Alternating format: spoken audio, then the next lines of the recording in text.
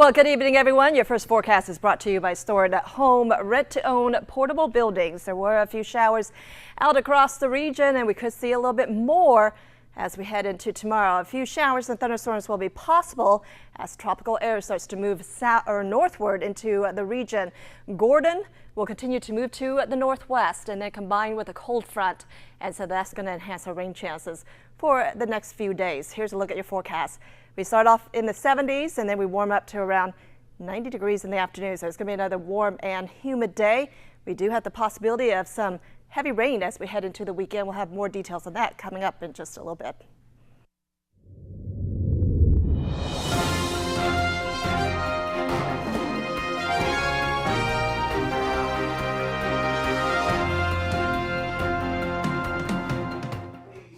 News tonight, I'm Mark Edwards in for Scott Beadle.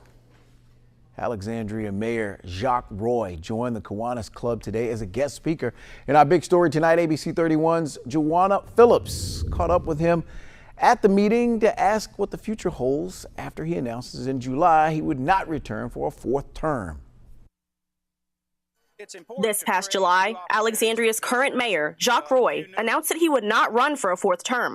3 candidates are currently seeking the position and campaigning for votes in November.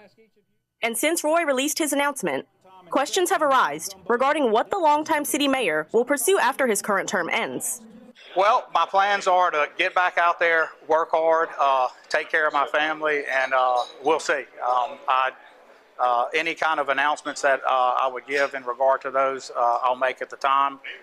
Right now, my plan is to just get back out in the private sector and work hard. And some question if he'll campaign for the Alexandria City Council or possibly a position as a statewide official. But as of now, he says, I do not have any plans to run for office. In November, voters will select a new mayor for the city of Alexandria, and this election will make history. In Alexandria's almost 200-year history, voters will select the city's first ever African-American or female mayor. The candidates are State Representative Jeff Hall and attorneys Catherine Davidson and Kay McGills. Joanna Phillips, ABC 31 News. Grant Parish reports a missing man has been located. He's Dustin Lazion, who was missing more than a week after last being seen riding his motorcycle. No word on where he was found. Meanwhile, Avoyelles deputies searching for an inmate from the Cottonport prison found missing from bed count this morning. 33-year-old Latoya Batiste of Baton Rouge, 5'8", weighs about 253 pounds. She is a pretrial detainee charged with accessory after the fact to murder and obstruction of justice. Call authorities if you have any information on her. Grant deputies arrest a Pineville man after stopping for erratic driving, then stopped in the middle of the road and reportedly slumped over a steering wheel. Deputies say 41-year-old John Gross admitted to smoking a synthetic marijuana cigarette. He's charged with DWI, second offense, possession of synthetic marijuana, and paraphernalia.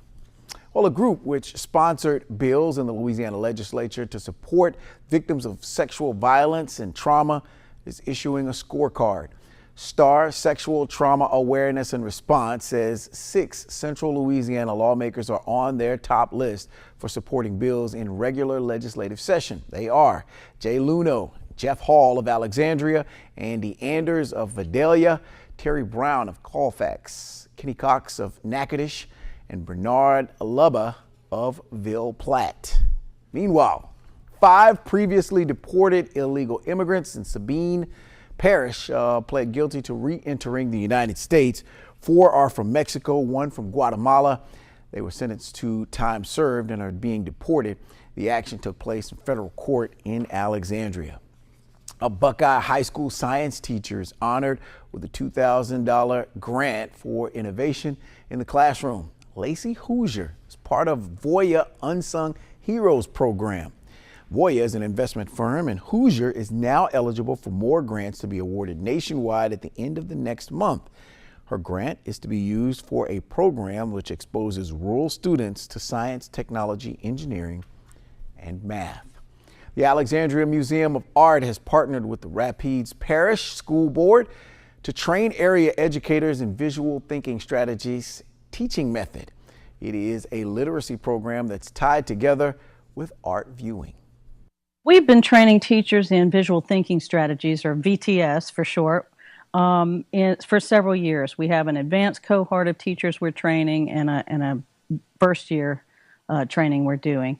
And in the past, we've had to rely on trainers to come from VTS, which is located on the West Coast, for a couple of weeks. But over the last few years, we have invested in training our educator, Cindy Blair, to be a trainer. So now we're not tied to just those dates. We can plan trainings whenever we need throughout the year.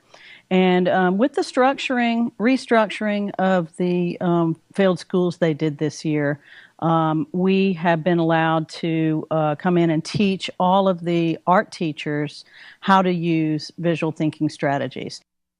Well, to learn more about visual thinking strategies and how it's being implemented into local schools, you can visit Alexandria Museum of Art website at themuseum.org. Meanwhile, Miss Louisiana, Miss Mississippi have now experienced the Miss America stage. Both competed in the first of 3 preliminaries in Atlantic City yesterday evening, as you see them there.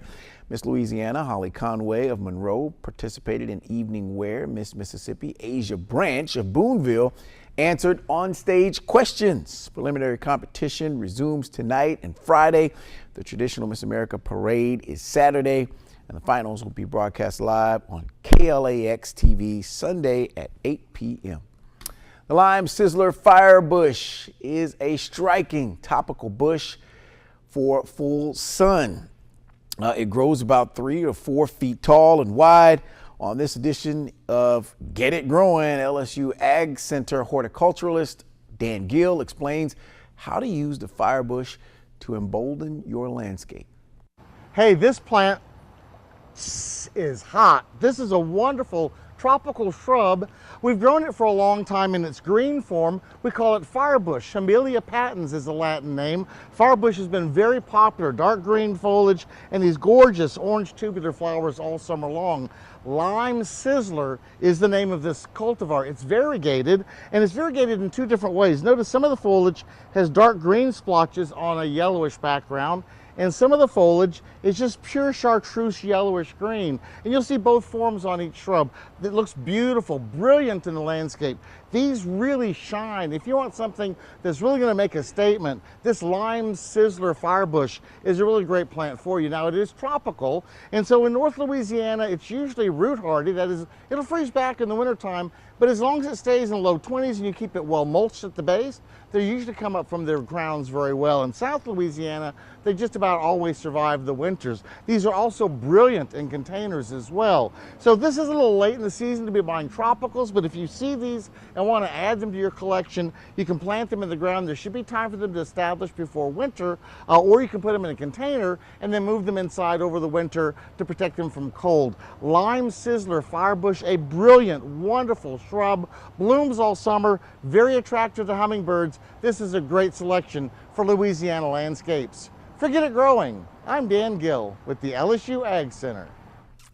And for more information on other lawn and garden topics, you can contact your parish LSU Ag Center office or visit the LSU Ag Center website at lsuagcenter.com and click on the lawn and garden button. To you, it's just an old coat, but to an underprivileged child, it's a warmer winter. Please help us collect coats for kids before the cold months get here. You can drop off new or gently used coats at a location near you. All coats are cleaned and distributed right here in your community. The KLAX Coats for Kids Drive is sponsored by First Federal Bank, Southern Heritage Bank, Bank of Montgomery, Kramer Funeral Home, LSU Alexandria, Heart of Louisiana Credit Union, and South Park Cleaners.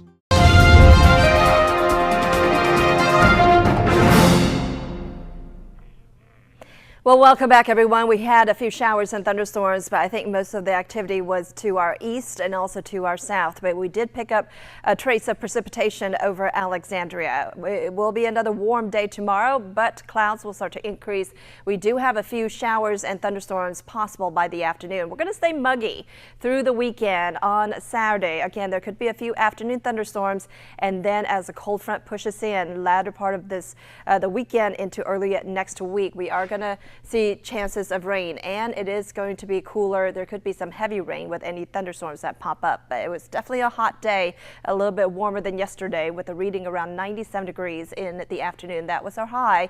92 in Leesville and also in Natchez. Our dew points right now still in the upper 60s, and so it is a little bit muggy out there. It was a tad lower yesterday, so a little bit drier air as Gordon started to shift to the north. But by tomorrow, Gordon will actually be carried away with a cold front. It will combine with the cold front, and what that will do is it will bring tropical air into our area. That tropical air will surge northward, and so we do have the possibility of some thunderstorms with some heavy rain possible by the afternoon. So our future radar is showing we're going to see most of the activity die down tonight, but then for your Friday, especially in the afternoon, we are expecting the activity to pick up. By noon hour, those clouds will increase. Showers and thunderstorms will be possible, and then more chances of rain in the evening hours, and we have more chances of rain through the weekend. As far as rainfall totals from now until Monday, we are expecting anywhere between 1.25 inches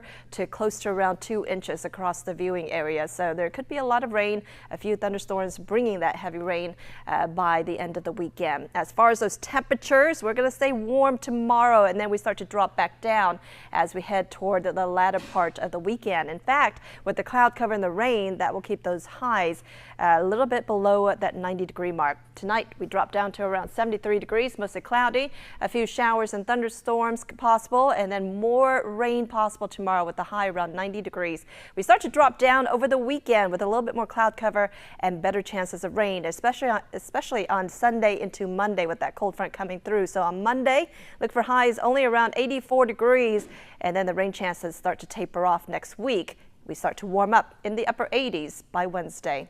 This fall, the balls are back. That was so unfair! With all the bumps. Are you ready to rock? Bounces.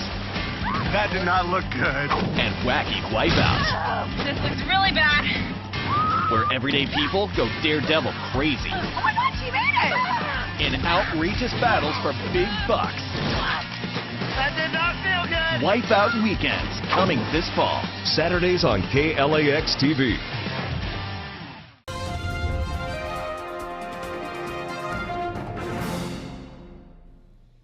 A dog that can jump more than 6 feet among the weird and wacky champions revealed in the 2019 edition of the Guinness Book of World Records. Feather is a greyhound rescue from Maryland.